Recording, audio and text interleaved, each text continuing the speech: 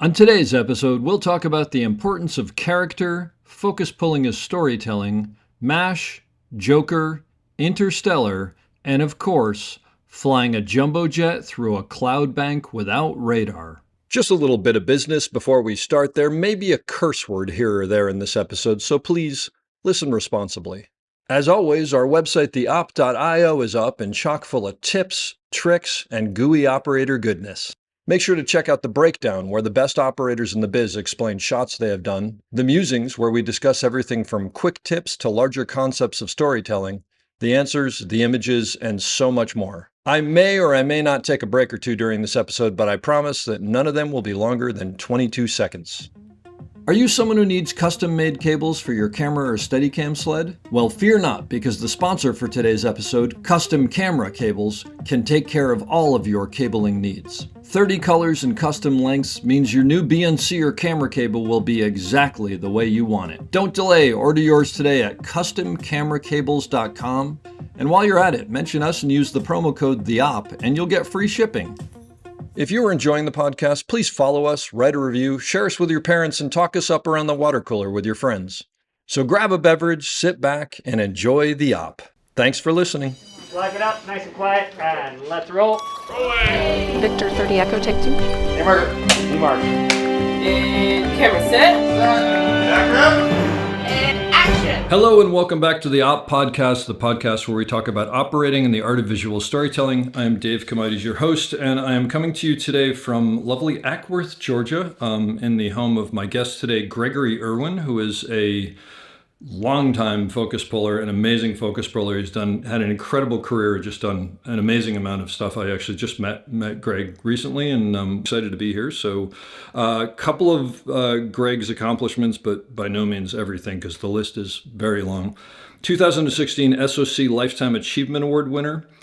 He has worked on Jokers 1 and 2, Interstellar, American Hustle, 3 Hangovers, The Fighter, and almost all of the Fast and Furious franchise, which is not easy to say, but an amazing amount of work. He's an incredible focus puller, known throughout the business, and I'm really excited to be here and talk with you. Thanks for being here. Thank you, Dave. Thank you for having me. Thanks for having me, actually. I'm in your place. No, it's an honor. Thank you for inviting me. I've been looking forward to this. This is great. Well, we actually... we have a bunch of people in common, but we both know John Lindley very well. And John had actually said, you got to talk to Greg. And okay, there you go. If John says, then. One of my favorite human beings on the planet. His name comes up often on this podcast. Yeah. So tell me, what's your story? How'd you get here to Acworth, Georgia? Well, I'm from Southern California originally. Most of my career was L.A. Mm-hmm. And for about 15 straight years, I was commuting back and forth to Atlanta for the Fast and Furiouses primarily, and other movies. Yeah. And finally, I just got tired of the commuting, and L.A. got too crowded for me. Yeah. So my wife and I talked about it, and we decided to make the move. Yeah. And we're very happy here. So, but how'd you start out in the business? Did you always want to be in movies, like when you were a kid, or? Well, it started in high school because my high school had a 4-year film program. It was very unique. Well, this is in California. In Southern California, yeah. Oh, so like 4 years, meaning like you take English and you take history and everything else, and then you take film electives, sort of? It was film electives, but it was very comprehensive. So every spare moment was dedicated to that. We had a very dedicated teacher. He was an English teacher who was a cinemaphile. And he just loved it. What was his name? You remember his name? Jerry Kestenberg. Wow. And he and I became very close. And one of my fellow students was Larry Fong, ASC. Oh my gosh, wow. So we were in this together. So we have this gentleman to thank for the both of you, at least, if not many others. And that really, I didn't know anything about film or cinema going in my freshman year. So, but this school wasn't devoted to filmmaking. This was just something this guy did and a bunch of people. That's exactly right. Wow. Yeah, it was his creation, his idea. So cool. As it turned out, we didn't know this at the time and we were too young to understand it. He spent all of his own money supplying the gear and, the course curriculums. This was all his passion. What a legacy. Right? For one person, you do something and you figured, I just want to do this. He was a great man. Were you shooting video or were you shooting film or what? 8mm. 8mm. Yeah, this is back in the 70s. So, Okay. yeah, we were Yeah. mainly 8 Like millimeter. old Bell and Howells or something like We that? Or had Bell and Kodak or- Howells and, gosh, I don't even remember. For Yeah. sure, Bell and Howells. Yeah. And whatever else the 8 That's millimeter great. cameras of the day were. Yeah. And it was very educational. So 4 years of that led to college, film school. I went to film school and business school. And there's a whole story behind that. And I started professionally when I was 18 years old, still in college. Now, being in LA, like, I mean, did your family know film people or did you have connections or? No, none.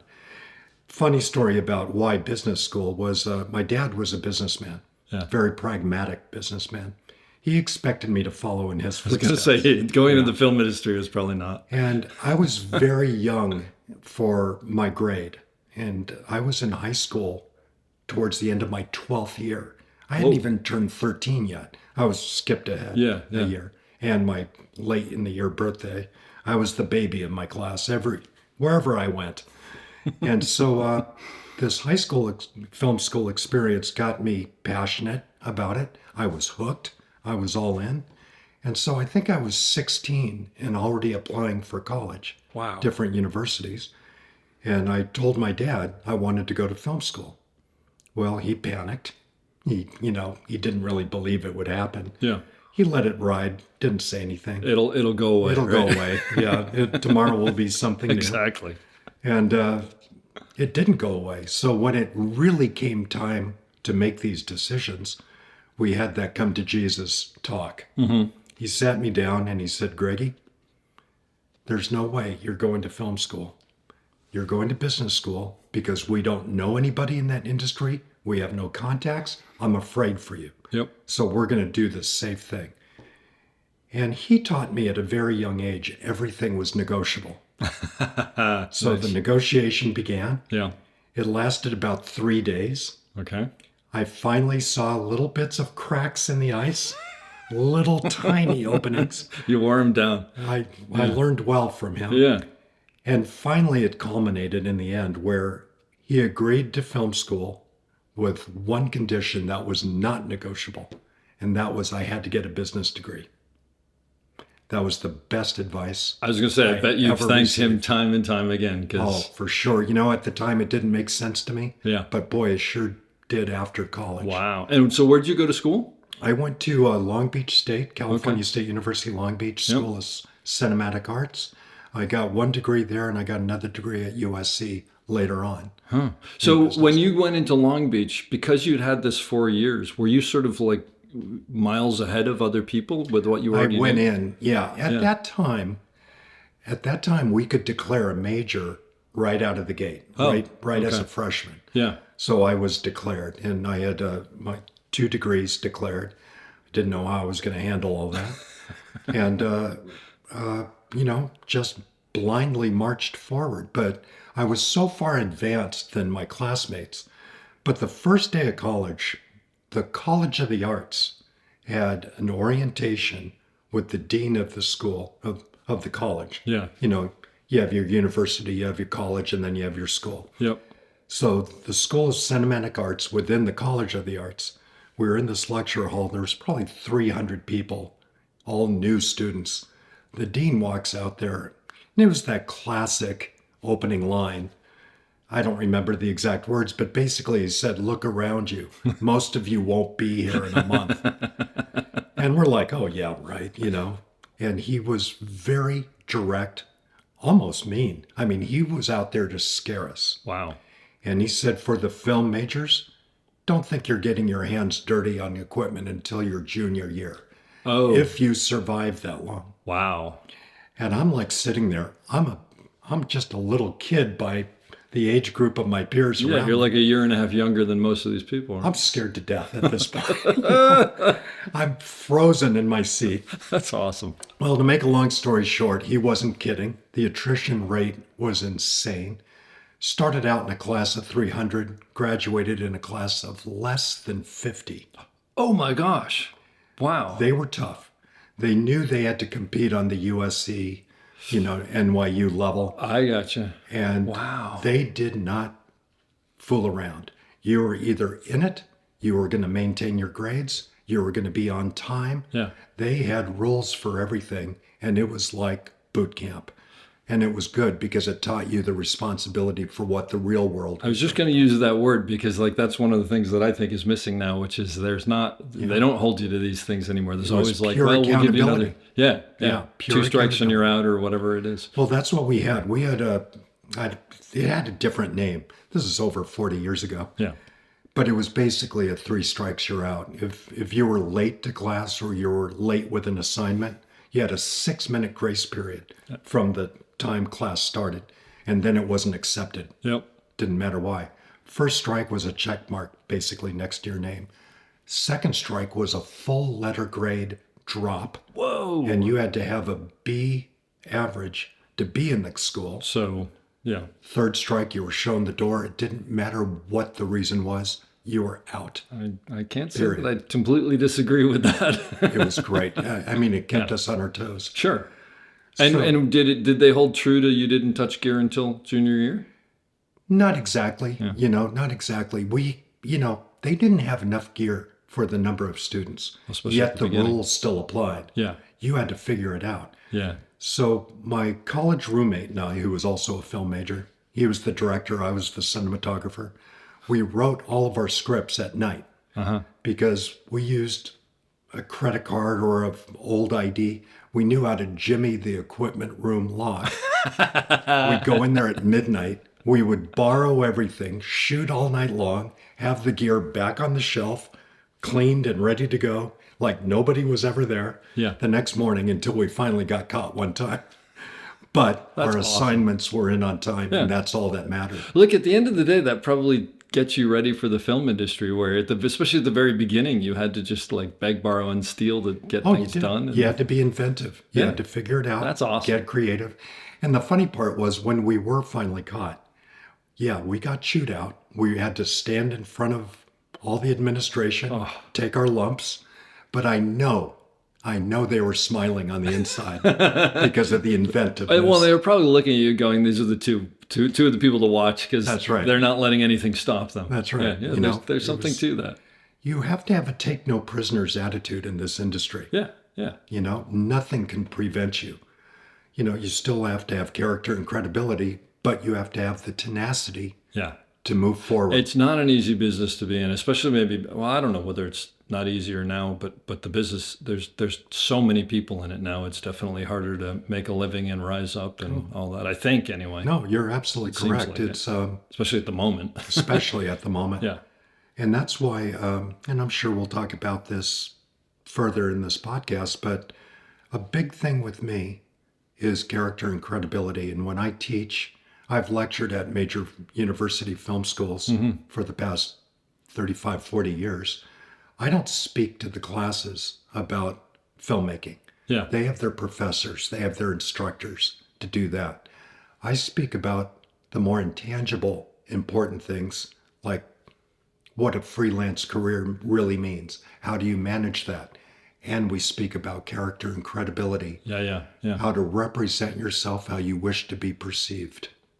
That's hugely important and actually lacking, I think, or the understanding of it is lacking. I think the That's importance right. of it. Yeah, no, there's no question about it. So you went to film school and business school, or you went to school and got 2 degrees at the same time. You came out with 2 degrees, more or less. 2 degrees in business, 1 degree in cinema. The 2 business degrees were a little spread apart. I was already adult, out of college technically. I got you. Oh, know. you mean eventually you got it? Yeah, I and got I you. got the second business degree. And so how'd you get start working at 18? Like, how do you find that job? Well, And what was it? there was an internship available for all of Southern California film schools. All of the students. There was one spot. And the college, or the school rather, would submit your name as a student. The administration would submit your name formally for the spot, however that worked. And I'm sure they had hundreds of students being submitted. Of course. I got it. Wow. And I was instantly placed on the camera crew of a TV show called MASH. You were on MASH? That was your first That job? was my first job at 20th Century Fox. I am so jealous, right? 18 years old. What season? Oh gosh, it was. Well, what year was this? This was in like 80. Okay, so this is like 79, the 80. second or third to last season. Yeah, probably. it was Near- towards the end. Towards the end. It was towards the end. Was Richard Thorpe there by any chance? Dominic Palmer Jr. was the cinematographer. Okay. Bob Casey was the operator, and Travers and Patricia Hill were the ACs. Husband and wife, or Brother brother and sister? I Wow, believe. oh, interesting. Richard Thorpe must have been there earlier. He was the cinematographer I worked with on ER, and I remember when I met him, and he told me he worked on MASH, because I grew up on MASH. Wow. Yeah, we all 18 did. years old, and you're on the set of MASH. I was on the set of MASH. So you were like a trainee, or I was the low man on the totem pole, Yeah. man. I was the trainee, the PA, yeah. the if you needed it, I was there to do it. But with the camera department, or With just directly the camera. with the directly the Yeah. camera department? Obviously, I was non-union, so Yeah. I couldn't do much, and I And- didn't know what to do. And I don't actually even know, was MASH sort of what we would call a single camera show? It was like Pretty much, yeah. It wasn't a sitcom, you No, know. no, With, no, with- it was yeah, single obviously cam. it wasn't, but it was single 35 cam. millimeter film. Yeah, I was working with someone who worked on that, who said that, especially when they were out in, was it Malibu where the camp was? Yeah. Yeah, Malibu Mountains. they were basically on a Titan or some sort of crane, like for everything. It just went on at the beginning of the day and came off at the end of the day, and was on much. because they could just get around. Wow, that's And it so was- cool. And it was though. stage 9 at Fox that Okay. had the whole compound built Wow. in it. So you could shoot all the exteriors on stage, but they did go out to the Fox Ranch. I got in you. Santa Wait, Monica Mountains. So you mean you're saying they had the camp built inside of Stage 9? Like, Everything. Basically, the set was, the stage is rectangular Yeah. inside big space. yeah. The camp was built like a horseshoe, with the OR, the surgery center, was like the trap of the U. Yeah. The swamp, the main tent, was in the In center the of center, everything. of course, yeah. Then all the other tents were kind of in the U around it, all facing in. And that was all on one stage. That's all on amazing one to me stage. There was that only one stage. that's incredible. Yeah. And then those were all practical interiors, I would assume, as well. Yeah, they had some wild walls, and Yeah, of everything course. was Yeah. pre-lit. Yeah. They had it so dialed in. You were home for dinner every night. That's on that show. amazing. And wow. it was the writing. The writing was so good. The writing was fantastic. But a funny story was, out of all the cast, I mean, Don Palmer Jr., the DP, really took me under his wing. He saw me as this young man, very young man, who just had his mouth hanging open and his eyes were big as can't even saucers. imagine. He took me under his wing, and he really took the time to teach me a lot of things. So great. And the whole camera team was phenomenal with Yeah. me. There was only one person in that company that was not so nice to me, and that was one of the actors who played Charles Winchester III. I guess I was in the way most of the time. Okay. At least in his way. I don't know. David Ogden Stiers, right? David Ogden Stiers. Wow. He was pretty much his character. Okay. All right. And there was one day at the craft service table, I was getting something to eat, and Stiers came up and he looked at me and said, "Now, who are you?" And I turned around and I said, "Hi, I'm Greg Irwin," all chipper and saluting. And he just kind of shook his head in disgust and he goes, "What are you doing here?" Oh, And just deflated my oh whole my world. gosh. Oh. I didn't know what to do. I mean, everything just dropped. Yeah. in me. Yeah. Oh, that's And hilarious. Harry Morgan, the elder actor Harry Morgan. who played Colonel Potter, Yeah. came up, put his arm around me, and said to Stiers, "Leave the boy alone, David. He's with me." I love this. Oh, this is so great. So Harry Morgan became kind of my grandfather. That's on so set, fantastic. And he looked after me. I will share a story with you because I'm a complete MASH nerd. I mean, I grew up on it, and I can quote episodes by heart. It's a weird thing. I also, for the record, just so not everybody thinks that I'm not a complete loser, I shattered my hip when I was 11, and I was on crutches for 2 years. In the first 6 months, I literally was sitting on a couch watching reruns of MASH. So I have a reason for it, but still, Such a great show. But I know that I read once that at the end of this on the final episode, Goodbye, Farewell, and Amen, David Ogden Stiers' character gives something to Loretta Swit's character, and she opens it up and she reads it. You don't know what it is, and she starts to cry. And I read once that she was really crying because what he had put in there was his personal home phone number, which he had never given out to everybody. And they used to kid him about, because apparently he was a very reserved guy who didn't like to interact. Like he wouldn't go out with the crew and the cast and whatever. Makes sense. And that's who sort of he was. So I only mentioned that because it might not have been you. It might have just been, that's who he is. But I remember reading that and going, oh, that's really lovely. And she opened it up and it said something like, call me anytime or something like that. And she was really sort of touched that he'd let her inside. So That's very nice. And you know what? He's not a bad human being. He's a good man. I was probably overly enthusiastic at times. I was so excited to be there. I'm sure I was very youthful. Yeah, that's fantastic. Please tell me that Alan Alda was as great a person as he was. He was. Everybody was. So great. Everybody was. And how long were you there? I was there for about a season. Okay. Maybe a little more than that. Wow. But I was doing that in between. I was still in school. Oh, you're still in school? I was still in school. So you go to classes every day and then going there? Or how does that work? We made a plan for me and it was managed. Okay, so gotcha. it could work. But 5 days a week you're going? I was there maybe 4 days. There were a couple days here and there I couldn't be there. Yeah. And it was accepted, you know. It wasn't like I was on payroll. But the end of college is when it really got challenging because I had to do a thesis for my business major, and I had to do a final project thesis or whatever for film school, and they were both due at the same time. In order, I had to do them to graduate. Yeah. And so I'm thinking, I can't shoot a 30-minute 16 millimeter film, edit it, turn it in for my final project, and do a thesis for business school. There's just no way. There's not enough time. So I thought about it. I thought about what would my dad tell me. So I decided to do a thesis for both schools, not a film project. And I did one thesis, tax shelters and tax incentives in the state of California for the motion picture industry.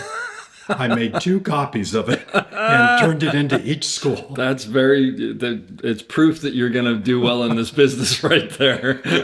I figured this is the only way I was going to survive. That's great. And you passed, obviously? I graduated. That's great. That's great. Oh, that's fantastic. I want to go back to MASH for a second. I'm not going to ask you a MASH question, but so you show up, you have no idea really, I'm assuming, of how a film set works and the hierarchy. I mean, you're thrown into the pool, right? First exposure ever. So I asked this for people who might be, their first time on set, they listen to this and they're going to be first time on set.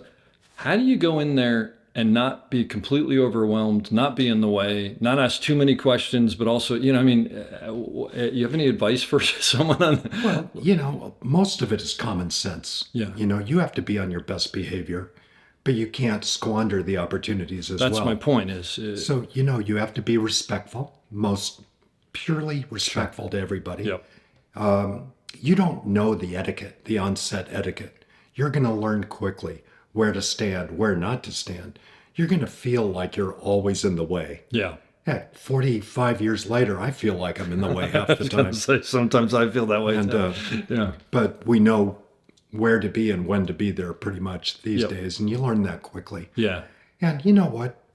They're going to let you know. And our industry, I think, is very charitable overall. Yeah, we have our individuals that may not be, but overall, people are going to say, hey, come on over here, get out of the actor's eye line, stand right here. They're going to help you. They're going to help. Because I think probably because we've all been there, right? Exactly. And it's weird because when you say that, it makes me think of, there's some people who maybe are not so charitable. And my feeling was always like, their thinking is, well, I had to go through it, so they're going to have to go through it too, and I'm going to watch. And then there are other people who went through it and going, I don't want this person to have to go through what I went through, so I'm going to help them. And I think that would be me. Yeah. Because when I got started really professionally, I was, the whole attitude on set was to beat down the person below you. There was a weird thing back in the day, right? That's how it was. I think more, maybe I'm wrong, but I think more so in the camera department than some other departments. Or maybe I just didn't see it as much. But well, I'm with you on that. I'm not quite sure, but I know it was bad. Pounded into the ground. Yeah, there was like daily. I took my lumps, you're going to take your lumps. Yeah. Yeah. And the outcome of that for me was, after I survived all that, because there were many days, Dave, I wasn't sure if I was cut out for this. Oh. You're going home in tears Oh, yeah. Yeah. and questioning your existence. Yep. But I persevered. I told myself, stand up, get tough. You're going to do this. There was no, there was no other option. Failure wasn't an option for me. Yeah. So I'd go back the next day. Yeah, I'd get browbeat again. And, it was just, that was the culture. So after I got through all that and I became more established and had a name for myself, I made a decision. I am not going to behave that way to anybody else. I did not like it. I'm not going to treat others that way. It stops We're here. It stops here. Yeah, that's great. We're going to have a teaching environment if we need that. And then if you're just not cut out to be on my camera team, well, then you're not going to be invited back. Yeah. We're not going to make a show of it.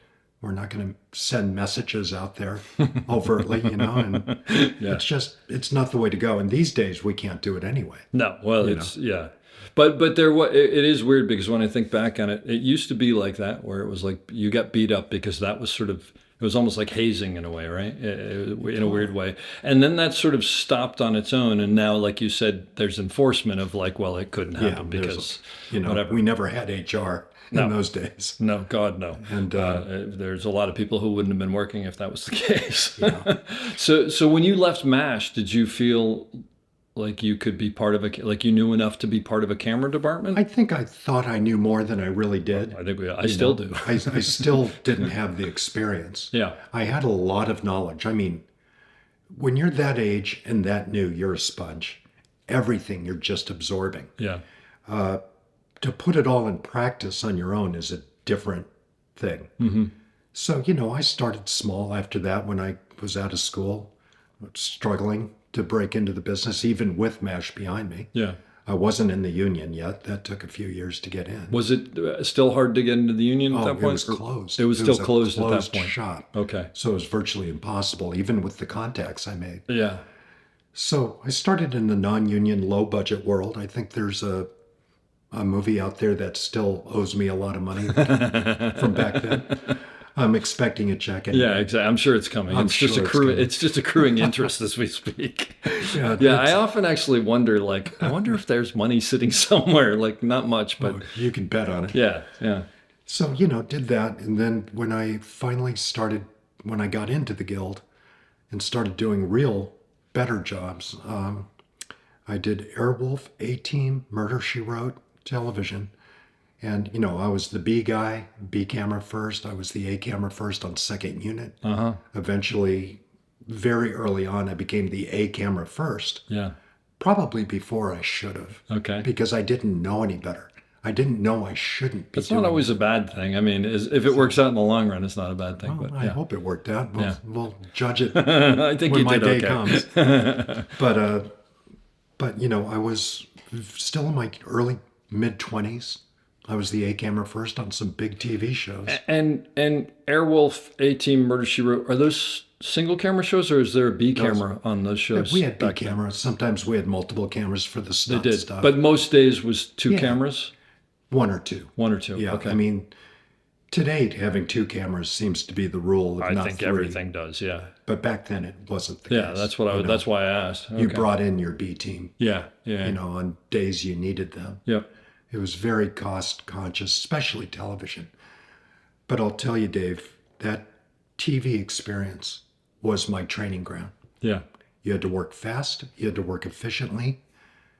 We made a lot of mistakes going along. Of course, we're human. But I learned from those mistakes. I would correct one mistake and then go out and make another one. But you learned. That's how I learned. Yeah. And then about 4 or 5 years into my career, I switched to theatrical release, feature films. By choice or you just... By choice. That's where I wanted to be. Okay. I wanted to be doing the big movies. And back then, they were still two separate worlds. There wasn't Two separate worlds. And TV was sort of still looked down on back then, yeah, as sort of. I don't know if it was looked down upon. It was just a different part of our business. Yeah, because you weren't a DP who did a TV show and then went and did a feature. It's not like nowadays. It was pretty. You were pigeonholed. You were pigeonholed. You were either in commercials, television, features, Yeah. You're one or the other. So would you just meet people and start asking around, or I started networking at Panavision, going up to my heroes, focus pullers that I wanted to be. Yeah. Kenny Nishino, Cal Roberts, Oh my God. Johnny Walker, Tony Rivetti. For people who don't know, Tony Rivetti's been on the show, but some of those other guys I want to have. But these are like, the legend. They were the legends. Legends, exactly. And I would just walk up and introduce myself. Wow. And, they were very nice to me. Yeah.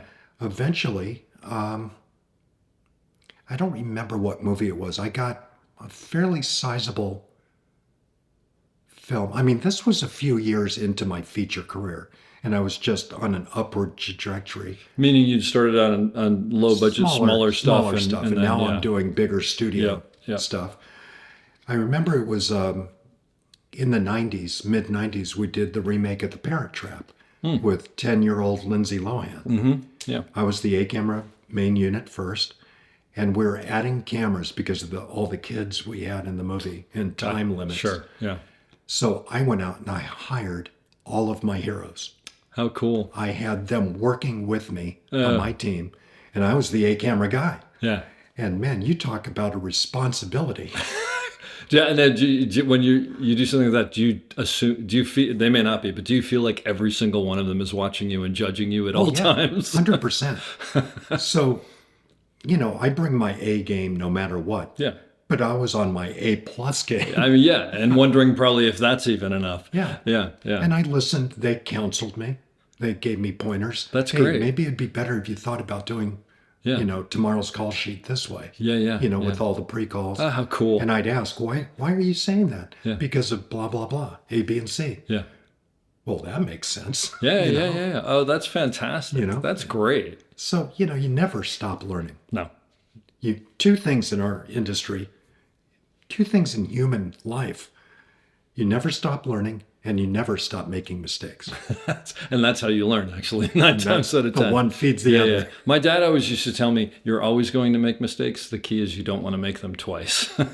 And I always thought, that's pretty much it, because you're never going to get to the point where you don't make mistakes. It just doesn't happen. And in a weird way, I think it's not a good thing, because generally, at least as a camera operator, I feel, if I'm not making mistakes, it means I'm not pushing myself anymore. And if I'm not pushing myself, then I'm not learning. That's right. So it's all cyclical. Right? Yeah, and I think also as you mature professionally, you learn how to handle the mistakes, how to own them. Absolutely. Not try to bury them, hide them, because they're going to come out soon enough anyway. Yeah. It's better to just face it head on, and that'll put it to bed faster. Yeah. And you can move on. And at least puts yourself out of your misery faster, if nothing else. Because now, do you remember anything early on as a focus puller where you completely screwed up and you thought, I'm never gonna survive this? Oh my God, let me get the binder out.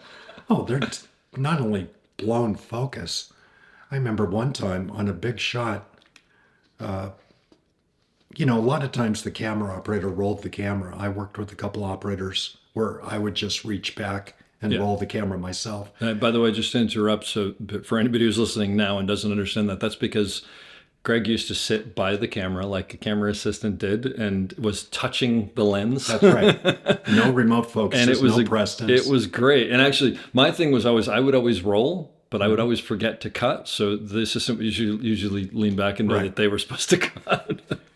Well, there was one particular day early on where I had for my level of expertise, almost an impossible shot to pull focus on. Yeah. I was nervous. I was so dialed in and concentrating. They called, you rolled camera, action.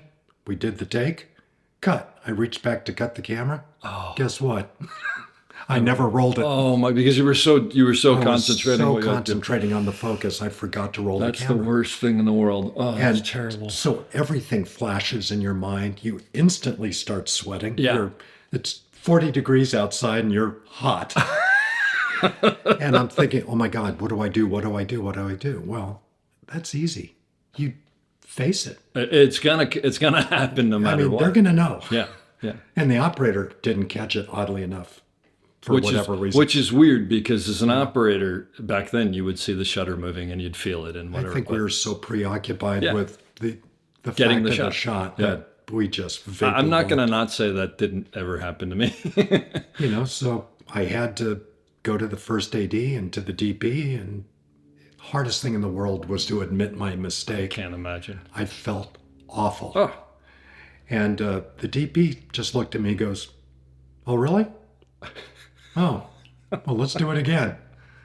And I thought that was going to make myself feel better, but I didn't forgive myself forever on that. no. So then, if you can remember that, then do you just take all that emotion and sort of like shove it into a box and close the lid so that you can get back to doing your job and then deal with it later? Or You know what? Major League Baseball players that make 20 million a season strike out, yeah, or miss the catch. everybody screws up. Everybody screws up. Yep. You have to let it go. Yeah. You have to move on. File it file it in your memory bank. I'm going to say that again. You have to let it go. File that in the memory bank under, okay, I did that. I'm not going to do it again. Let's keep marching forward. Yeah. And you recover and move on. Because if you let that hang on to you and you're just bogged down, you're going to lose concentration. You're going to lose confidence. You're going to really start making mistakes.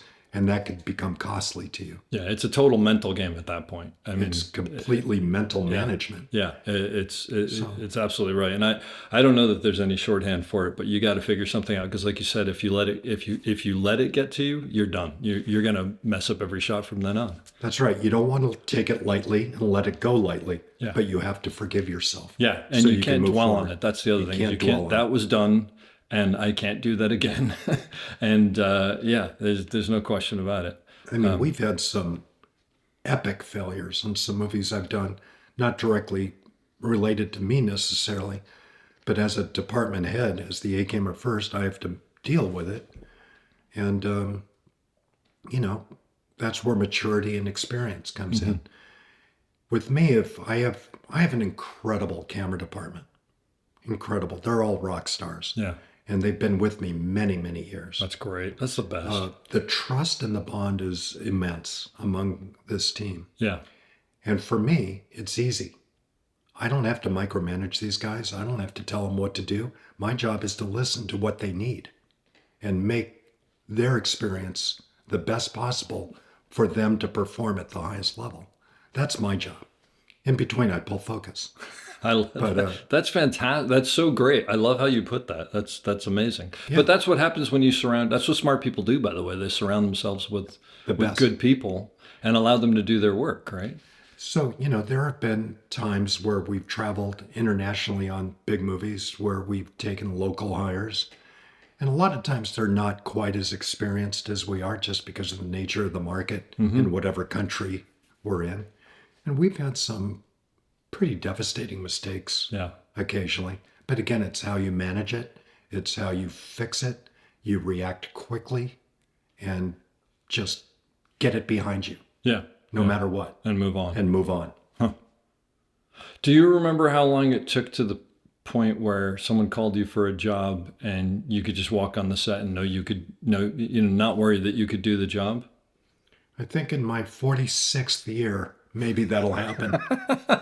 All right, you're gonna call me. We're gonna do another podcast. You're gonna call. Hey, we got to talk right now. It just happened. It just happened. Okay, so I'm not alone in this. That I'm wondering, like, I'm starting a job in a month and going, I hope I could do it. I used to be that way. I really don't worry about that anymore.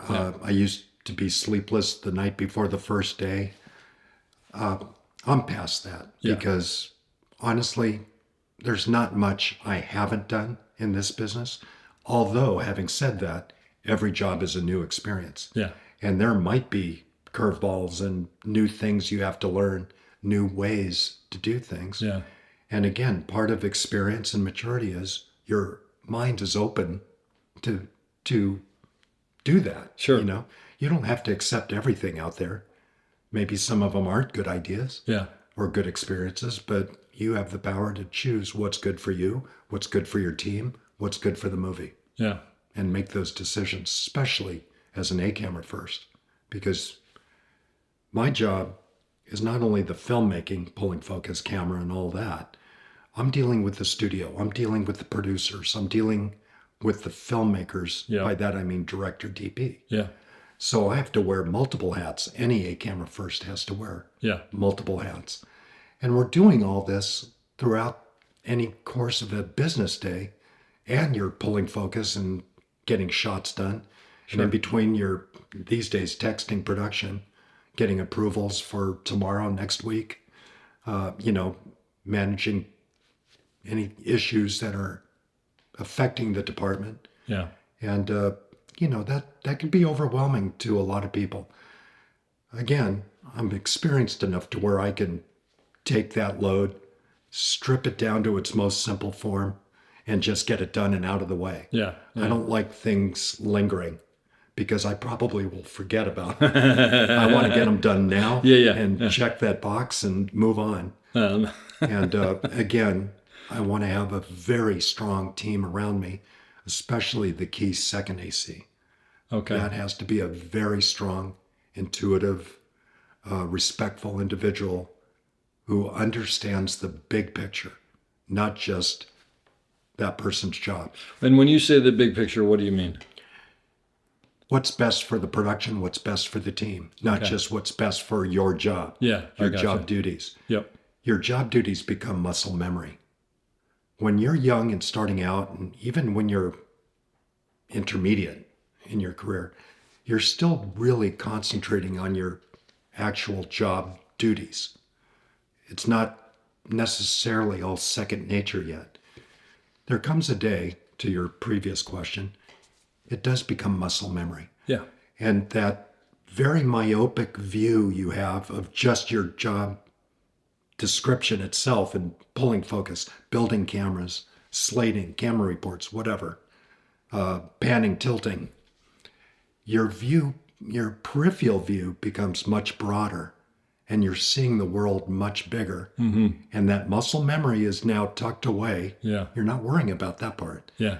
I don't think about pulling focus anymore. So you can open yourself up to all that other stuff because your brain has the ability to... I'm watching everything else while I'm pulling focus.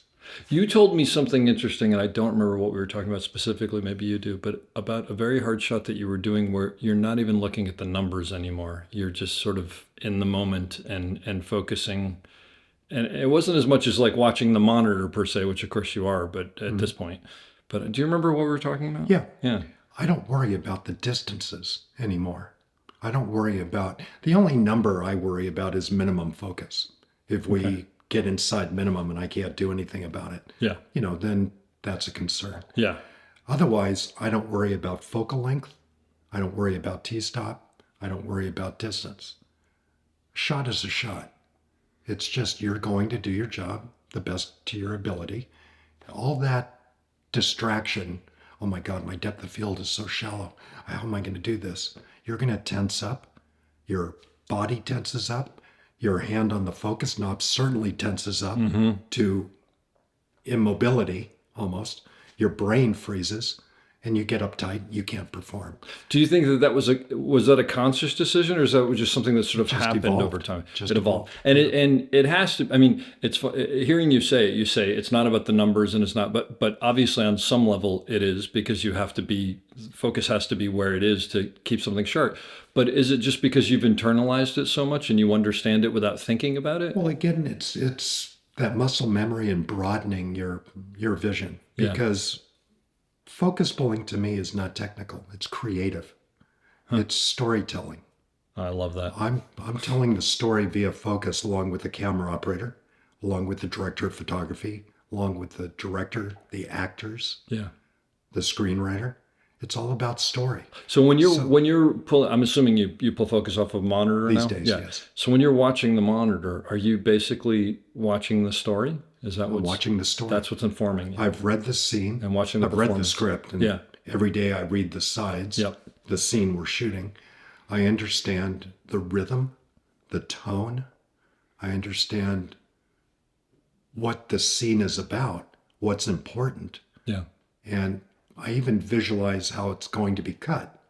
And if I don't understand exactly the editing, Yeah. how it's going to affect the decisions I need to make with focus, I'll ask. That's awesome. I'll ask. So to that I thought, if I were to pull you off the street and throw you in a scene that you had no idea what the story was, you had no idea what the screenplay was, you'd never seen these actors before, it would be harder for you to pull focus on that than something where you understood it?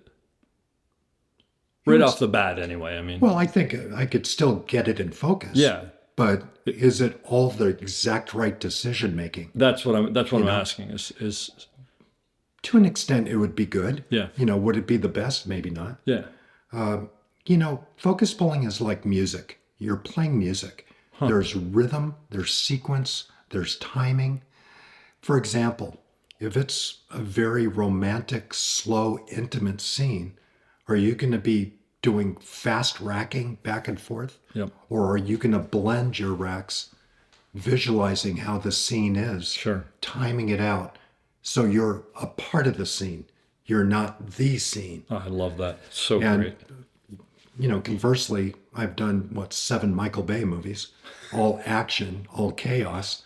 Yeah, now you're slamming focus all over the place because the cutting is going to be rapid. You've only got half a second to make that piece or whatever. You have a half a second to make the piece. You want the energy. Yeah. You want that energy.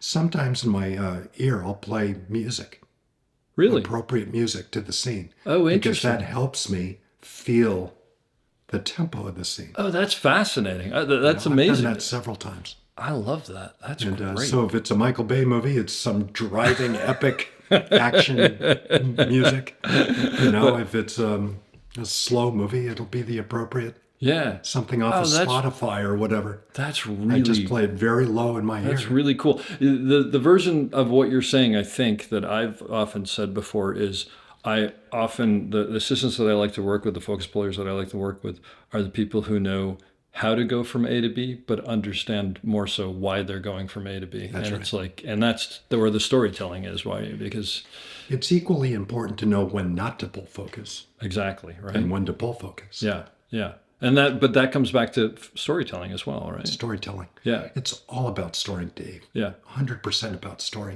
It doesn't matter what you're doing, panning and tilting as an operator.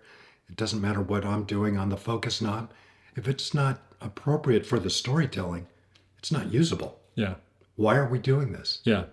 Do you have a preference overall of the types of movie you're working on? Something like Michael Bay, Fast and Furious, whatever, even The Hangover, which is a comedy, versus something that's a hardcore drama. I can't think of something. Or, is there a preference, or are they all sort of their own thing? They're all their own thing, but I like the variety. Yeah. You don't want to do a steady diet of just action movies. No, You don't want to do a steady diet of 12-page dialogue scenes Yeah. So between two people. yeah, My Dinner with Andre for Yeah. 12 years would get a little boring. But there are times you want to do Dinner with Andre, and there are times you want to do The Rock or Pearl Harbor Yeah. or, whatever. You have a favorite movie that you've done? I have different ones for different reasons. Is there something that you sort of are? Is there a movie? And I'm not going to ask you. I'll ask you for one, but I'm not saying this is the only one. That's just like, I'm really proud to have been a part of this film. Interstellar. Interstellar. That was the hardest movie I've ever done. Why? It was film. Yeah. It was 65 millimeter Which is- film, IMAX, quite a bit of it. Jeez. We shot it wide open, no rehearsals. Chris Nolan holds you very accountable. Wow. And it was just uber challenging. I was on my own it was one camera, Okay. basically at a Yeah, time. he generally does that, Yeah, right? it was one camera, so I was doing every shot. Barely got to the bathroom during the day because Chris works so quickly. Yeah. You either buy into his way of working or you struggle. So I've heard all sorts of stories about him. I mean, but it sounds like it's extremely hard, but is it enjoyable? I don't know if that's the right word. I mean, is it rewarding, I knew guess is the right word? It was rewarding. Yeah. It was difficult. It pushed me to my limits a couple times and what I thought my ability. I mean, I guess at the end of the day, at least the proof's in the pudding. It's like we actually created something good as opposed to it being really hard and coming out and it just being, a nothing movie or Which whatever. happens. Yeah, which does happens all happen the time. Yeah, No, I knew it was going to be good. I love Hoyte, Van Hoytema, the DP. yeah, We had done The Fighter together and we did Interstellar. He does not watch focus. He operates, but he does not watch focus at all. So I always equated it to And it's filmed, so it's not like, filmed. yeah. I always equated it to flying a jumbo jet through a cloud bank without radar. And it's 65 millimeter, and it's wide open, Yeah, and you the have no T2, rehearsals. you Oh know. my gosh. So yeah, there are little buzzes in the movie. I mean, they're unavoidable. Yeah. They're purely unavoidable. But that's also, to your credit, why someone like you was being asked to do that movie, right? You have a chance at making that work, whereas a lot of people wouldn't be able to. right. Just forget about the technical aspect, but also just like you were saying, the mental game. Like you're going to go in there and put it in a box and Yeah. and get it done. And Nolan expects the highest level of work out of everybody. He knows everybody's name. He love that. knows your job. He knows a lot of people's job better than they know it. So he appreciates you. I mean, appreciates it. yeah, and it sounds like he probably understands how hard what he's asking for is. I would imagine. Absolutely. That's good. I had never done IMAX before. Oh, That really? was- Yeah. That was my first time, so there was a learning curve. I thankfully have never, and I'd be fine with that being the rest of my career. I'm okay with that. Well, it's very funny. He is very focus conscious. He's very camera conscious. Oh, really? It's all about that for him. The actors, the storytelling, of course, of course. all of it. But he understands how difficult focus pulling is on his movies. He gets it. Mm-hmm. And when we first met, he pulled me aside and he asked me, "How do you pull focus?" I wasn't exactly sure how to answer that. And You've never met him before this? This is like your, or this was our first time meeting. So I knew I had the job, but I felt like I was being interviewed. Absolutely. He didn't know what he had in me, and that's fair. I think that's fair to say. He didn't know me, Yeah. and he's doing a big movie, and focus is like operating. It's very important. Well, and it sounds like he recognizes how he shoots. He's putting you in a tough position, so he wants to make sure he's not going down a road that's Absolutely. not going to work. So. No, he gets it. So he that's fair. knows how hard it is. Yeah. So, I told him basically how I worked, in 5 words or less. And he asked me a couple questions. Then he just nodded and said, "Okay, let's see how it goes." Wow. See how it No, goes. no pressure. See how it goes? Does he know something I don't? Oh, God. Anyway, I work off of Preston 100% of the time. This is before digital. Okay. The reason is I wear glasses. They're progressive lenses, multifocal. Mm-hmm. I have to look out the bottom of my lenses for close vision. Okay. I look out the top of my lenses. And if I'm on a camera, hand on the follow focus, like we used to do it traditionally, Yep.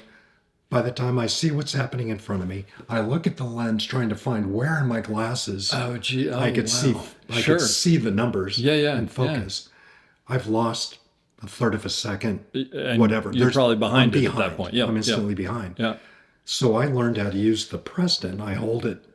You can put it wherever it needs I to could be. put it where it needs, and I just look up and down with my eyes without moving my head. Oh, that makes perfect sense. I never thought of that. Well, Nolan didn't like that.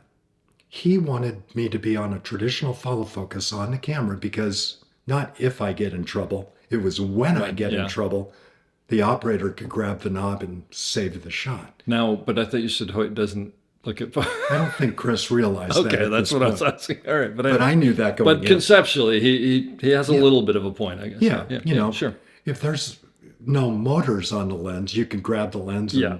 and save the take, or Yep. at least get it back in sync or whatever. And with a Preston, you can't do that. Yeah. So Chris would come up to me. First time he was very polite about it. And he said, "Gregory, do you think you could do it on a regular follow focus? Because if we need to grab the knob, we can." I said, yes, Chris, I can, but I'm a little handicapped doing that way. I didn't want to go into all the reasons Yeah, why. but- I said, my preference is to do it this way because I'm faster at it. Yeah. And he goes, "Well, do me a favor, try it." So begrudgingly, I I'm had to assuming do this it. is day one. This is day 1 or day 2. Yeah. I'm not sure exactly. It was early on. So I took the Preston off. Well, I didn't take it all the way off. I flipped the motors Flipped the up motor, and I yeah. put a follow focus on. I did 1 or 2 takes that way. Yep. I hated it. I was so uncomfortable. I And can't again, I imagine. felt like I was behind. Yeah. Whether I was or not, didn't matter. I've felt it. But even it's worth pointing out that just getting into that headspace, eventually you would be, whether you were or not. It's going to negatively affect you to feel like you can't do your job, even if you're doing it. It's just, that's... And so I did a couple takes that way, and then when everybody was busy and not looking, I went back to the Preston. So we'd do a shot or two. Then Nolan finally realizes it, and he goes, "Gregory, I thought you were going to be on a follow focus." "I was, Chris, but I'm asking you if I could just do it this way. It's better. Yeah. It's better for a lot of reasons. Be on a follow focus." So I'd go back to the follow focus for 1 or 2 takes. As soon as he was distracted, back to the Preston. We did this dance for the first 3 weeks of the movie. Oh my gosh. And it became almost a running joke. Yeah.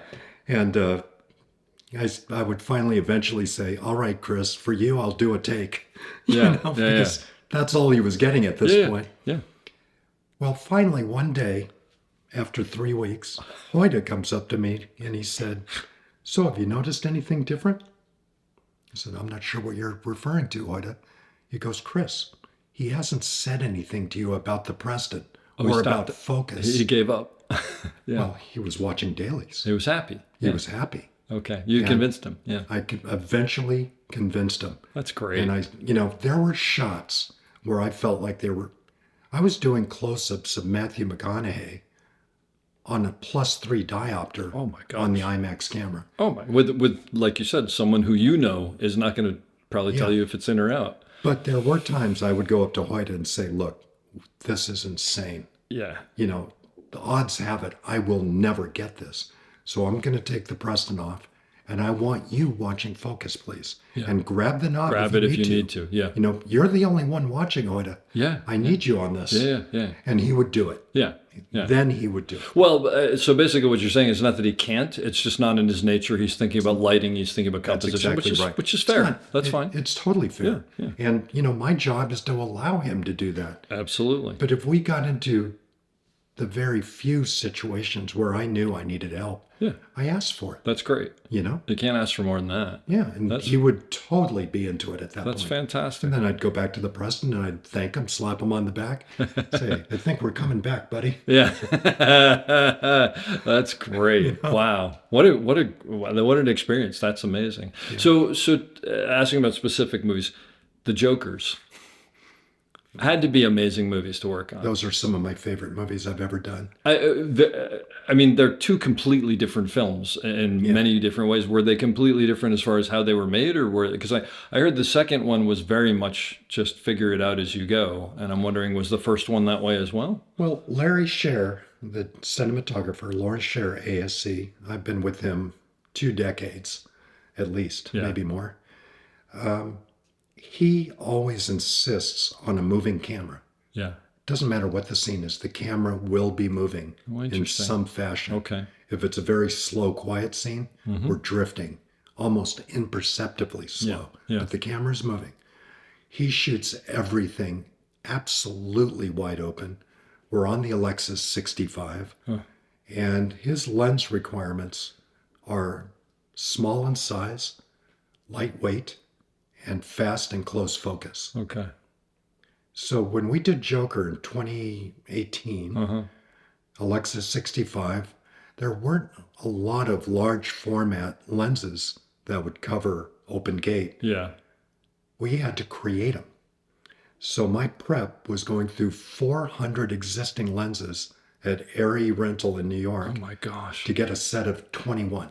Oh, for God's sakes. And it was basically weeks of a process of elimination. Just doing lens tests and watching them back and whatever, Well, I have a very strong background in optics, so it was a challenge, and it was a challenge I embraced. So, we had Rubbermaid carts of lenses, all with Post-it notes. I had Excel spreadsheets made out with every lens and serial number and their statistics. Wow. And then, for the lenses that absolutely vignetted to a point we couldn't do anything about, they could have been the best lens in the world, but that lens had to be let go. Yeah. We couldn't use it. So then we'd find, to make a very long story short, we whittled it down to the possibilities. We found which lenses we can manipulate by swapping elements, opening up iris blades, doing, changing all sorts of internal aspects of the lens while maintaining its optical integrity. And then if it would clear the format, I didn't care if it vignetted an open gate, as long as it was out of the format. Yeah, absolutely. We were good. Yeah, yeah, And a lot of times these lenses wouldn't be out of the format at a T8, yeah. but they were at a 1.48 what you're actually or going to 2, use it at. and that's where we were using yeah. 2.8. That was my limit. Okay. If we were clear at a 2.8, we were gold. Gotcha. Then we would start recoding and matching all the lenses. Wow. So in the end, I had this Frankenstein lens set of Leicas, Canon, Zeiss, DNAs.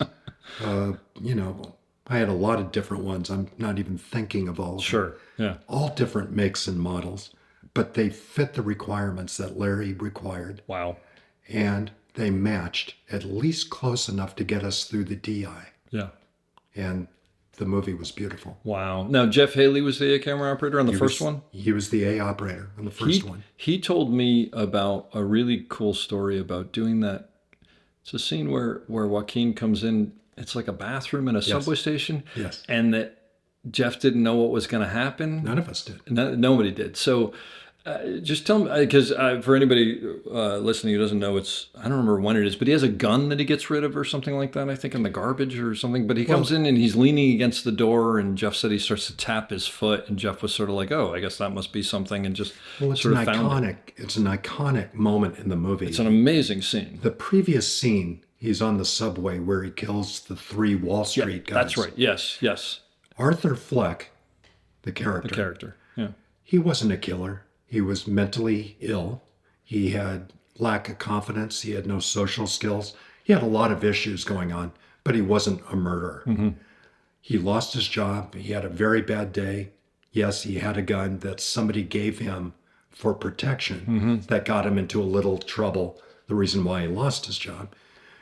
Now, he's on that subway going home after this worst day of his life, and these 3 Wall Street bullies who are drunk start picking on him and then start beating him up on the train. He pulls out the gun and defends himself. Yeah. Exactly why he had the gun. Yep. Well, he can't believe what happened. He's in shock.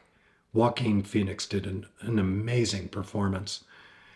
And he gets out, gets off the train, and he starts running because he doesn't know what to do.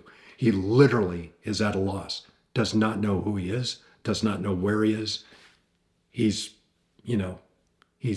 doesn't know what to do. Yeah. Bottom line. So he runs into this public park men's room, bathroom, middle of the night. And that's the scene that you're referring to. Yeah. Where he starts transforming Into the Joker. into Joker. Yeah. Or Joker. Yeah. His whole mental state breaks and he becomes this different persona.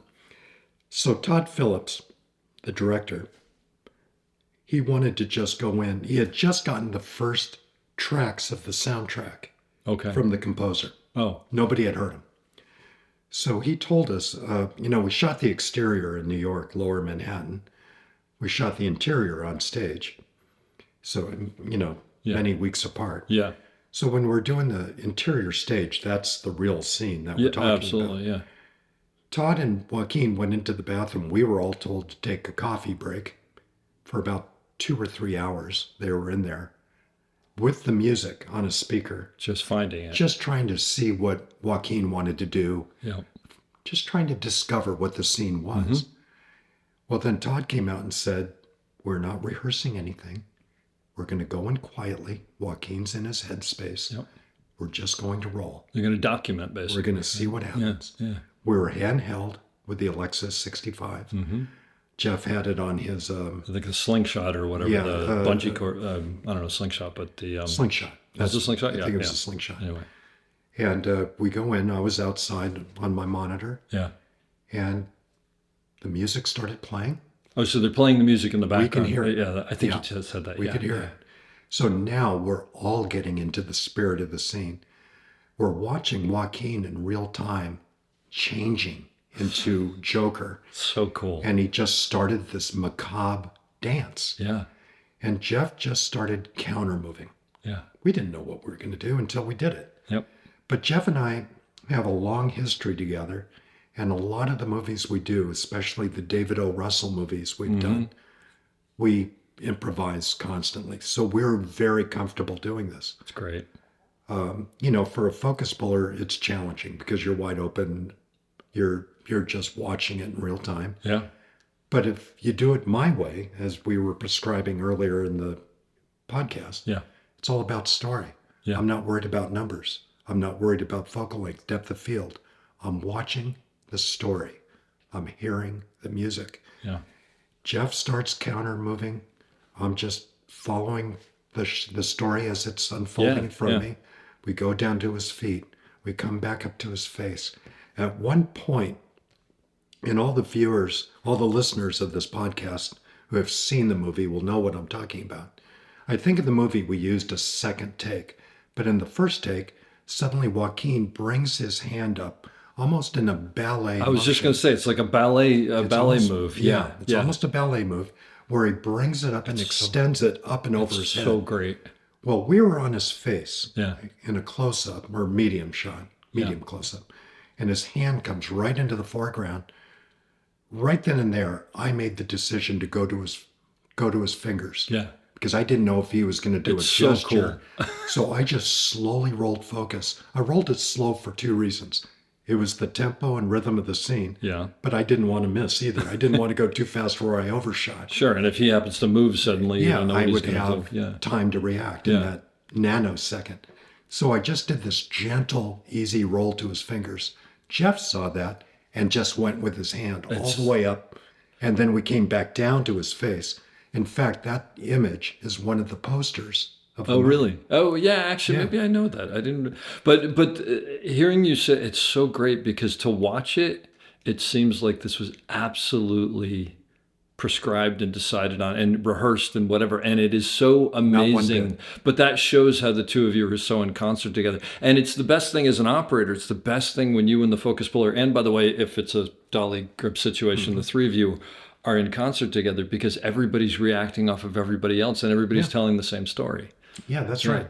Yeah. And it was, I thought, was an iconic moment. Oh, again, we did it again. This time we knew it was going to happen. And did you just do it twice? I don't remember how many probably times. not We didn't a lot. do it that I bet many it wasn't times. a lot, yeah. And each time, by the way, Joaquin's going to do it differently. There's a different interpretation. He's adding a different twist. Yeah. So you may not get the second chance at a moment you're hoping to get. Yeah. And that's okay. This is what it's all about. It's jazz. Yeah. We're playing jazz. I say this all the time, actually. And the hope is that you end up making the good jazz that you want to listen to and not the bad jazz. Well, hopefully. And that comes with the skill of the people who Absolutely. Comes with the skill of the musicians. If I can find it, I'm going to put it on the webpage for this podcast so people can see what we're talking about. If they haven't seen it, hopefully you have. But to watch it again, that is such that scene. When I remember, first of all, I'll tell you this. I'm not a big superhero movie type person. It's just my personal thing. And everybody was saying, no, you really got to go see Joker. It's really amazing. And so I watched it, and I remember I came out of it. And first of all, when that scene came up specifically, I just was breathless. It is so beautiful. Everything about it. I mean, on every level, what he's doing is unbelievable. And what you guys did was amazing. And I mean, just everything about it. But the movie was, first of all, fantastic.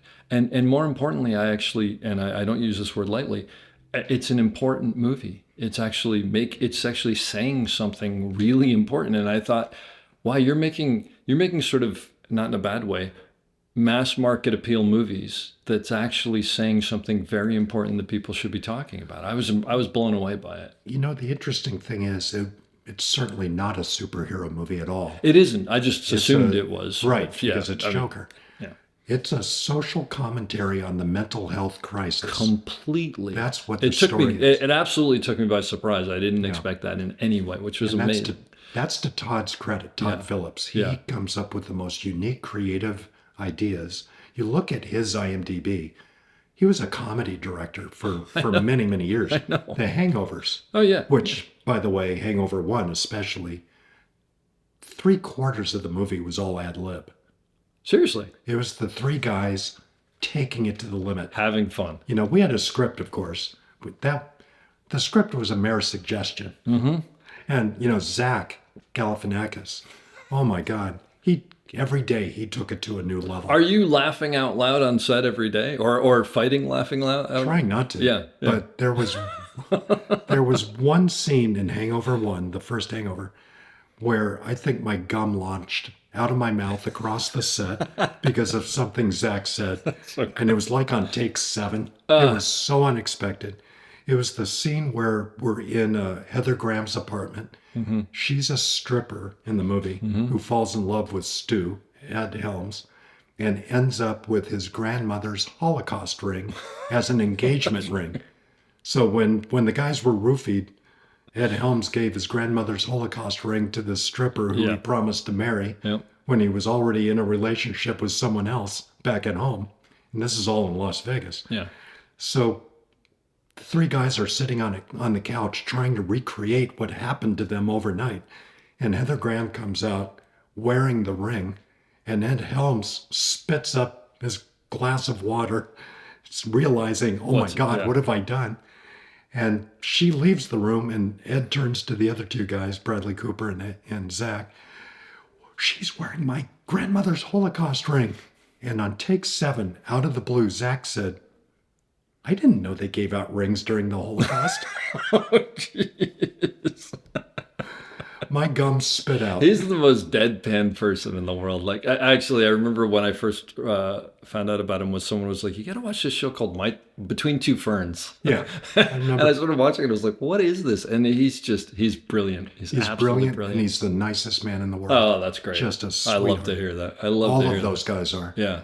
The Hangovers were a complete pleasure. Yeah. Oh, that's great. That's and that was with Larry and Todd, and sure, we went from that to Joker. Yeah.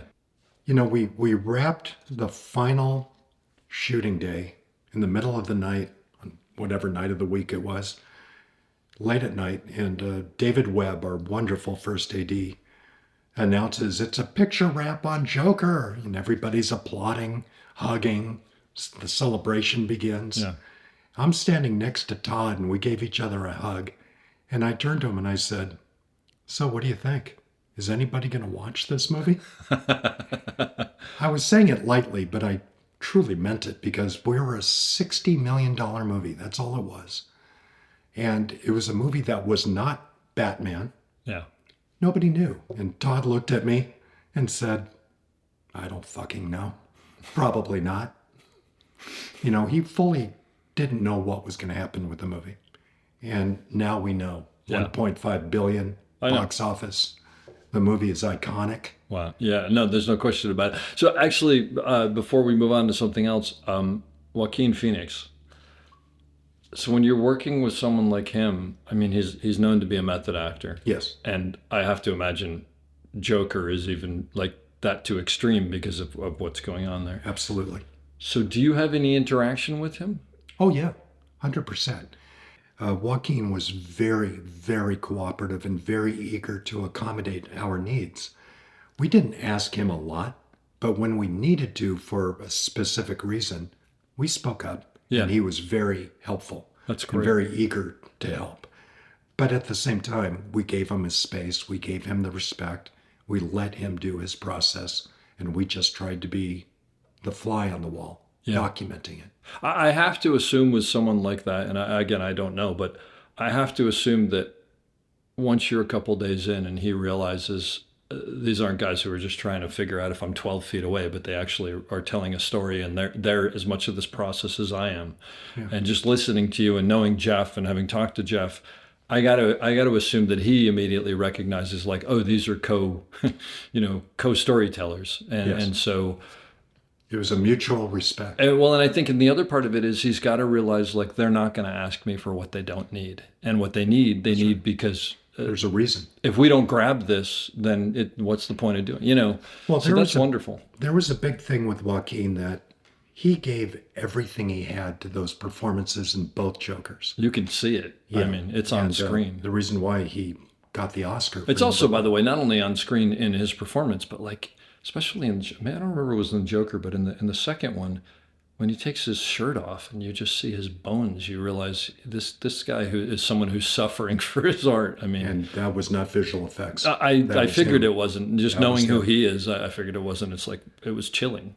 Well, when we did number 2, especially, I remember there were 2 situations where, again, the shots were pushing the limits Yeah. on all of our capabilities. And there was one particular shot I remember that was really not so difficult for operating, but incredibly difficult for me to get this all in one. And I did it. And Joaquin realized, when they called cut, Todd turned to me and said, "Greg, that was great. You got that right." Yeah. And I said, "Yeah, I think so." It was happening so fast. Yeah. I always kind of look for reinforcements. There wasn't any little thing in there that I didn't see, right? Yeah. Because there could be. And our DIT said, "No, that was great." So after it was confirmed that the shot was perfectly in focus, and I want to reiterate, it was a bear. It was, out of all the tough ones, this was extra tough. And we did it once. And Joaquin, when he realized we got it on camera, he came over running and just bear hugged me and just said, "Well done. Well done, Greg." And the reason was he didn't have to do it again. Yeah. We did it once. That's he fantastic. did not have to do. What a great moment for you. I mean, that must feel so unbelievable to Yeah. realize how appreciated you are and to be part of that and all that. Well, there are so many great actors in our industry who do understand the process. Now, we have an equal number, if not more, who don't. And so, we just. I'm going to with go the out on a flow. limb and say it's more. I'm just Probably going to more. say that. Probably. More. Yeah. But do you remember what shot it was? I mean, I'm sure you do. I do. I do. Can you It share it? was in the cantina. Or This is in the second movie? this is on the second one. Okay. It was in the prison chow hall. Yeah. I don't know what you call it, where they have their meals. Where they... And there was a riot. A riot breaks out. Yeah, I remember because they're starting to sing a song or something. They're singing "When the Saints Go When the Saints Go Marching." Marching In. Yeah. Now, I have to say the shot was not used in its entirety in the final cut. Okay. And I was a little disappointed. Because I was going to say, I remember that, and I don't remember anything kind of... Well, yeah. the riot breaks out. The shot we did, the riot breaks out. And Joaquin basically sits down to enjoy the moment. Yeah. We pushed in on a Technicrane tabletops across all the rows of tables.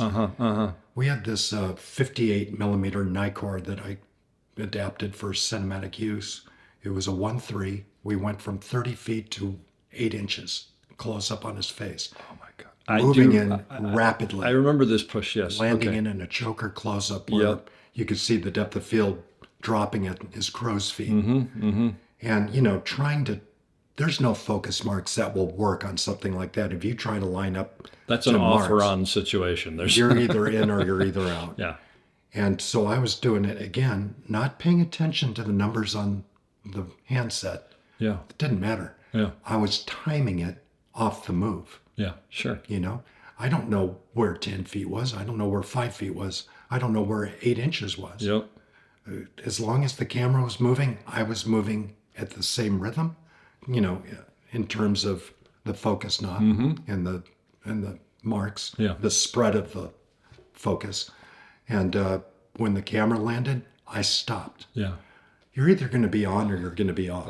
It's commitment. It's commitment. Yeah. That's exactly right. You're committed. Yep. In this case, I was on. Yeah. Now, I'm not trying to make myself sound like I'm superhero focus puller. There's plenty of times, Dave, I'll be off. Yeah, but that one know, you were on, and that's that the one only, I was that's, on. that's all that matters, right? And that was a good one to be on because the energy he was putting into that performance, it was just dropping if you kept doing take after take. Sure. Yeah. And, yeah. And That's honestly, I didn't want to do it again either. That's the thing. That's the thing where they're like, "Oh, that's great. That's perfect. Let's just do it again." It's like, wait a minute. There's another point I would like to make on shots like that, and the Jokers are great examples of this. There are times, well, you have to understand as a focus puller when the shot goes live and when it's not live. In other words, we're going to overlap as a buildup into where the shot becomes really important. Yeah. And then you may exit out of the shot where they're going to be in something else. We're going to be on some other shot here. Yeah. Now, as operators and focus pullers, we want to get every frame perfect. That's our DNA. But if you're doing a very challenging shot that's pushing the limits, I'm going to argue it's better to know when to know when the shot's going to go live. Yep. And if you have to sacrifice anything, be ready for all that. Sure. And get that. Yeah. If you don't get the lead up and you don't get the tail end, okay. Yep. If you got the important parts and the director confirms that, cinematographer confirms that, hey, you're good to go. Yeah.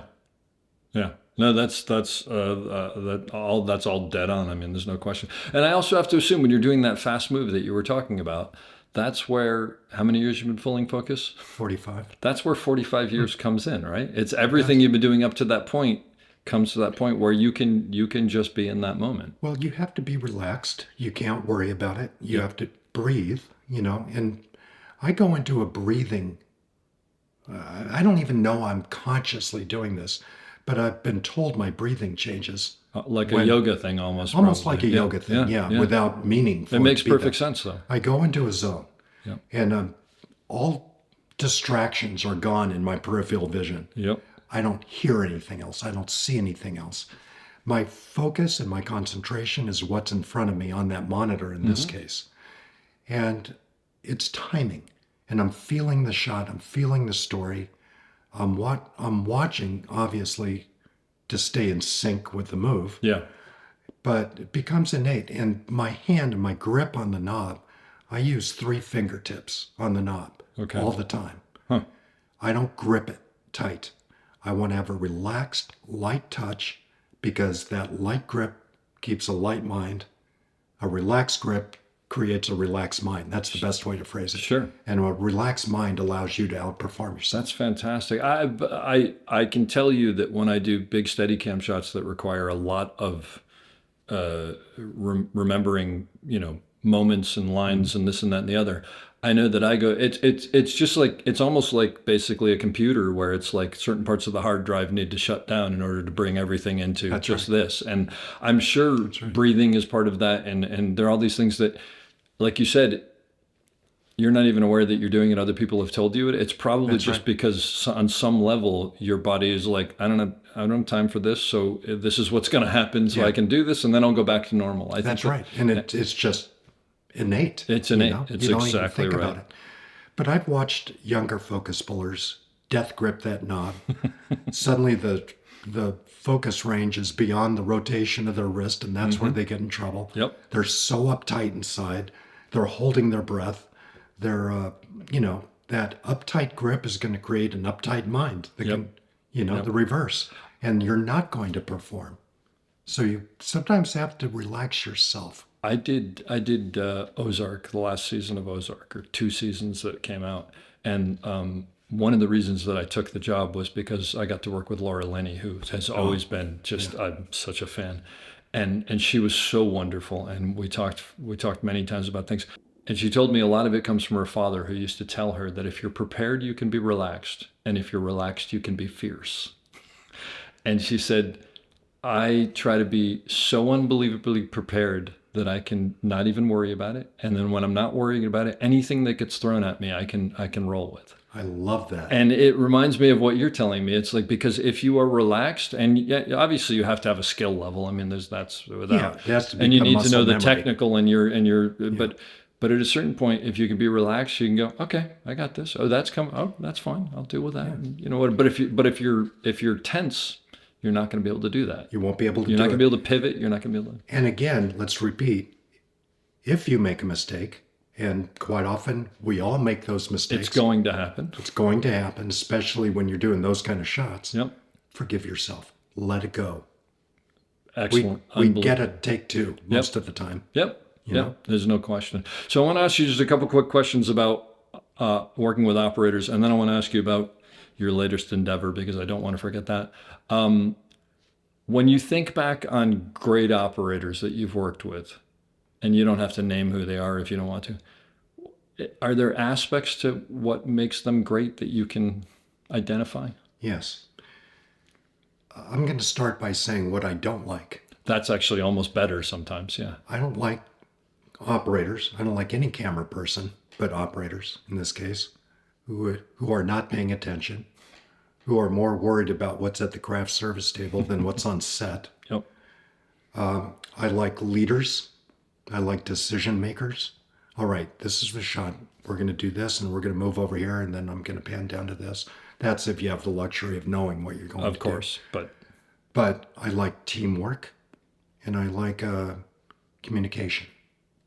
Those aspects make it a very enjoyable process. yeah. When you don't have that, when you have an operator who doesn't want to share any information, I know plenty of focus pullers who are like that, and it's equally not good. If you don't want to share the information, you shouldn't expect greatness from your teammate. That's fantastic. It reminds me of our mutual friend John Lindley. One of the things that he taught me early on that I love is he'll, at the beginning of the day, he pulls the camera crew together, assuming we have the time for it and whatever. I just want to let you know what I think the day is looking like. We're going to start here. We're going to do this. We're going to be looking over there, and then we're going to look back this way. And of course, all this can change, but I'm just letting you know where we are now. And then everybody's like, oh, and the assistants are going, great. So if we have the carts over, and everybody's kind of like got a little bit of information. And the bigger thing that it made me realize early on was what he's doing is he's authorizing everybody to be part of the process. He's not just saying, you guys wait for orders. Like he's going, no, this is to the best of my knowledge what we're doing. And you do the best you can with it, and we'll keep on refining as we go. And I love that about them. And I think, John, and you spoke about this during your John Lindley, the OP podcast, about Boleros and about these communication devices, because what has happened in the digital age of our business, we've all become very segregated. We're not all on set. Yeah. One of the things I teach is be on set. You don't have to be on set to pull focus. Yeah. But make an appearance, show interest, understand what's going on. Then you can go back to your monitor and absolutely do your thing. And by the way, a great piece of advice for B camera operators: you're not doing a shot, hang out a little farther back so you're not in anybody's way, but watch the monitor or watch the A camera operator. Just be aware of what's going on. Also, so that you're ready to go in the second that it comes, but that you're learning. A lot of times with the DPs I work with, they allow me to do all the hiring and choosing, even the operators, additional operators. Yeah. I don't always have that pleasure. Yeah. But when I do, the qualities I look at with like a C or D camera operator, the day play operators. Yeah. I want to get people who are going to be looking for shots, looking for opportunities, not standing back waiting to be told. And going back to, we were going to say something about being segregated with these Boleros or whatever communication device. Whatever headsets, yeah. It keeps a lot of people away, I feel, and you turn off your brain and you wait to be told what to do as opposed to becoming proactive. Yeah. On our camera team, I won't put up with reactiveness. You have to be proactive. You I don't want care everybody to step ahead. what your job is on the team. Yeah. You could be the loader. You could be the utility. You could be the B camera first, B camera operator. Doesn't matter. If you're going to be on my camera department, you're going to be proactive. I could not agree with that more. And I think one of the things, you alluded to this, and I see it with younger B camera operators who are on these headsets, is they're waiting to be told to fix something or to do something. And actually, I have a good friend of mine who's a DP who calls me up, and the things that he's doing, he's tending not to work with, unfortunately, B camera operators who are maybe as seasoned. And he said, it drives me nuts because like they're not fixing the things that I used to just do without thinking. And I said, it's because they're on headsets and they're going, well, someone's going to mention it. And I don't think even they may be recognizing that they're doing that. I think that's just becoming the way that things are. I think you're right. It's also a lack of confidence. Yeah. They're afraid to get in there and do something. But the thing is, we all had that lack of confidence at one point too. That's right. I probably still do, but That's right. but because we weren't on headsets, we were looking at things going, oh, but I don't know. I guess I got to fix that because that's gonna screw me. As opposed to, going, well, nobody's told me to fix it, so it must be okay because they're looking at the monitors too. You had to get out there and be proactive. If you're an additional camera operator on a TV show or movie, I would say look for the opportunities, unless they tell you not to. Look for opportunities, offer them up. They may not be accepted, but say, hey, I can put a camera here and get a close-up of so-and-so if you're lit for it. Yes. That's the key. Then as far as I'm concerned, as the A camera first, if you're doing that, just let me know if you're taking the camera over there because I know where all my assets are, people and things. Yeah. And I don't want to suddenly be thinking I'm going to move my D camera, leapfrog ahead over here. Then I see them setting a shot off in the distance. Just communicate. Well, you basically don't want surprises. Right. that's the key. It's just all about communication. Yeah. And I'm one of those A camera firsts that you will know everything I know. Mm-hmm. You're no good to me if you're in the dark. I'm no good to you if you're in the dark. Yep. So you're going to know everything as I know it. And again, my job is to listen to what you need to make you great.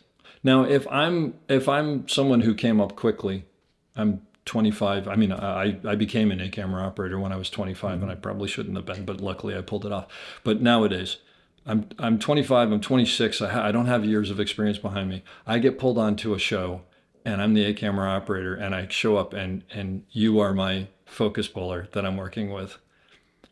How do I handle that, knowing that you've got 45 years of experience? You are so much better than I am. Well, I'm not better at operating necessarily. No, but you know more about the whole process. I mean, do I basically say, look, I'm just going to be straight with you. I'm still learning. I've got some, but I need all the help you can get. And the other question is, am I concerned about saying to you, hey, we need the camera here and we need the lens here and this and that, because Absolutely not. Yeah. No, you need to be the role. You're a role model. You're a leader. Yeah. We, the camera department, are the centerpiece of the process. Mr. Jonathan Alcott, BSc, Stanley Kubrick's cinematographer, taught me that when I had the pleasure of assisting him when I was 20 years old. Okay. And I was pretty green. So by the way, that's exactly what I'm talking about. Yeah. Yeah. So being the centerpiece of the process, we're in a leadership role. And as a young A camera operator, you're not excluded from that. You have to be in your leadership role. If you don't understand something, admit it. If you need some sage advice privately, come to me. I'm not going to embarrass you. I'm your teammate. Yeah. Camera work is a team sport. We need each other. We can't succeed on our own. We can only succeed together. But Jonathan Alcott taught me something even more so that I still believe to this day, even though times have changed. I was 20 years old. I had long hair. I wore T-shirts. You had long hair? I had long hair down to my shoulders. Okay. Wore T-shirts, shorts, Vans, I was a skateboard kid, all that. Southern California beach bum. Yep. And an aspiring first AC who somehow, through great fortune, landed this 2-week job with Jonathan. And back then, pre-IMDb, were you aware of who he was? Okay. So, yeah. Yeah, I knew exactly who I was, and I knew what the opportunity for me was. Sure. And I wanted to do everything perfectly in my green novice ways. And so not only was I the first AC, I was also the second AC and loader. It was an army of one. Okay. So we were shooting on a Friday. It was a Friday. I'm building a camera. I'm getting a shot ready. I'm working very hard. I'm on my knees. I'm probably dirty. And Jonathan is sitting in his chair, watching me intently. I was very, very aware of this, and he was making me very nervous. But I'm trying to ignore it and just keep going. Yep. Suddenly I hear, Gregory, come over here, please. Oh, boy. Oh, God. Oh, jeez. I jumped up, ran over, said, yes, sir. He is looking me up and down with the most critical look. And he says to me, what department are you in? Oh. I looked at him completely confused. Then I got incredibly unconfident. And I think I asked it as a question. The camera department? I hope. I hope. And he said, yes, you are in the camera department. You are supposed to be among the educated ones and the centerpiece of the process. May I suggest a haircut and a collared shirt? Wow.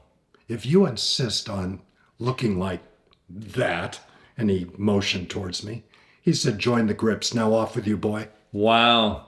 Now, we are not bad-mouthing the grips. We can't function without them. They have a job to do, and they have to dress. I was going to say, and it wouldn't work well if they were all wearing collared shirts, because there's a lot of, yeah. But when I started and when you started, there was an unwritten code of conduct in the camera department. Yep. There was even grooming expectations. Now, I don't expect those days to come back. No. They won't. But the message is still loud and clear. You are representing the camera You're department. representing the camera. We're And there's a sense of pride in that. And it means Absolutely. something. I We're think a that's legacy what, department. Yeah. We date back to the 19th century. Yep. That's great. What a great story. And in 30 seconds, he changed my life. Went home that day, had the weekend, came back Monday morning, collared shirt, long pants, haircut. And you can, your viewers, listeners right now can't see me, but they can see my Still the picture same on thing. IMDb. It's never changed. That's great. He changed my life and taught me what it meant to be in the camera department. That's fantastic. I love that. Yeah. I absolutely love that. I'll never forget him. Well, you know what? Since you spoke about teaching, tell me about your latest endeavor. Well, it's been in the making for several years. I was requested by numerous parties and leadership in our industry to do this. Yep. So now I've done it. It's an educational program. Thank you for asking, Dave. No, I think this is fantastic. It's an educational program called Focus on Camera. We just launched. We're brand new. And we're opening with Focus on Assistant Camera. And it's just launched in the sense that you actually haven't done this yet, right? December 6th, we went live in business. Yep. Okay. We are opening with teaching focus pulling. It's a 2-day program in person. So we are traveling to different cities, internationally as well as domestic. Wow. And teaching. Day 1 is all about focus pulling. Day 2 is the business of the camera department. Great. That means leadership and management, business negotiation, how to not make your career just a hobby, Yeah. Yeah. how to actually make a living, how to manage your freelance This is amazing. lifestyle. So the focus pulling on day 1, we're not teaching starting, which direction do you turn the knob to go close and far, Yeah. even though this will benefit new people coming in. Sure. We are teaching a higher level version of focus pulling, the state of mind, the successful mindset, everything we spoke about today, how to stay relaxed, relax grip, relax mind. We're going to talk about philosophies and techniques. It's all about story. This is so great. You're going to be relaxed. You're not going to be reliant on marks. You're not going to worry about depth of field. Yep. We're going to teach that. Then you're going to be put to the test with exercises with actual gear. We talk about a whole series of different things. You're going to learn to pull focus the old-fashioned way without monitors, without light rangers. Yep. You're going to do it like we did it back in the day.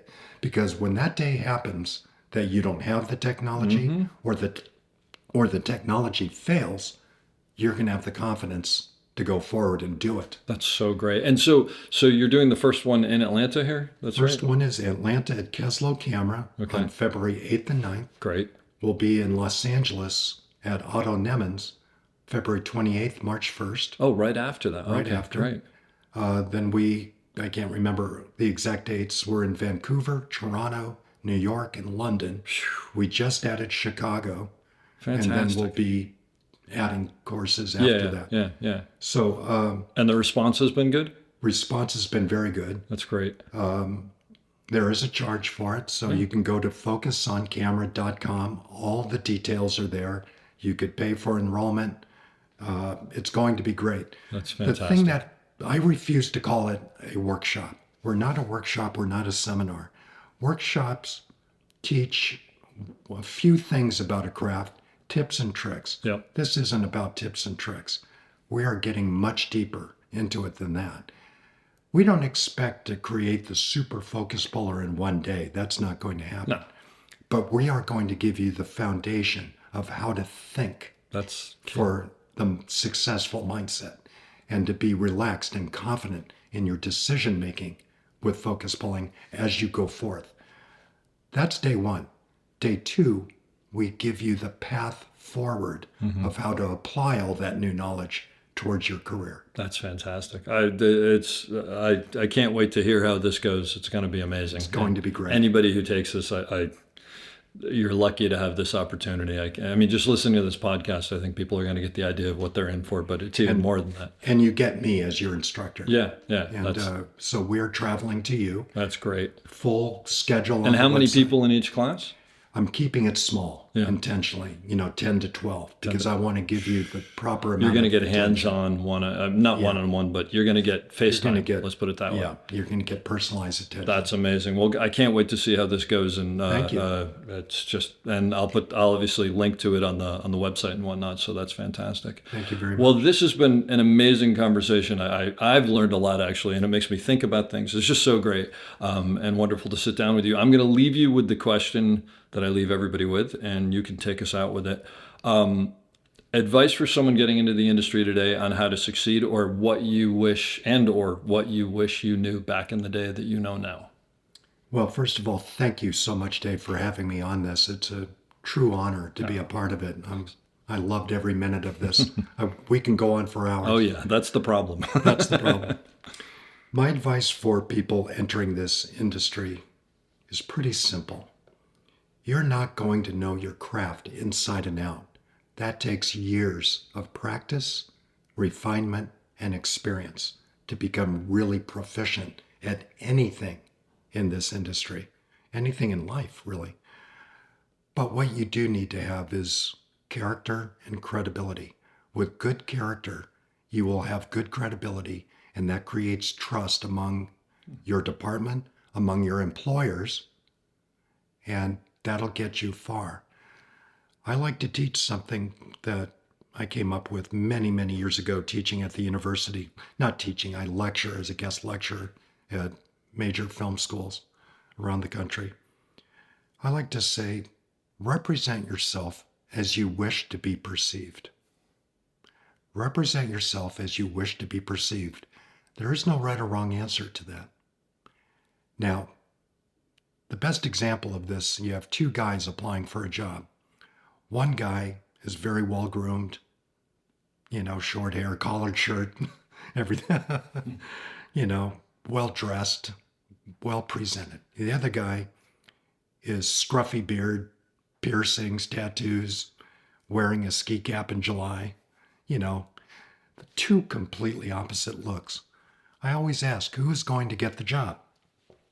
Well, most of the time they say, well, probably the well-groomed guy. Then I'll ask, what if he's applying to a tattoo studio or a skateboard shop? Who's going to get the job? Represent yourself as you wish to be perceived. I hope you enjoyed that as much as I did. We'll be back soon with another great episode.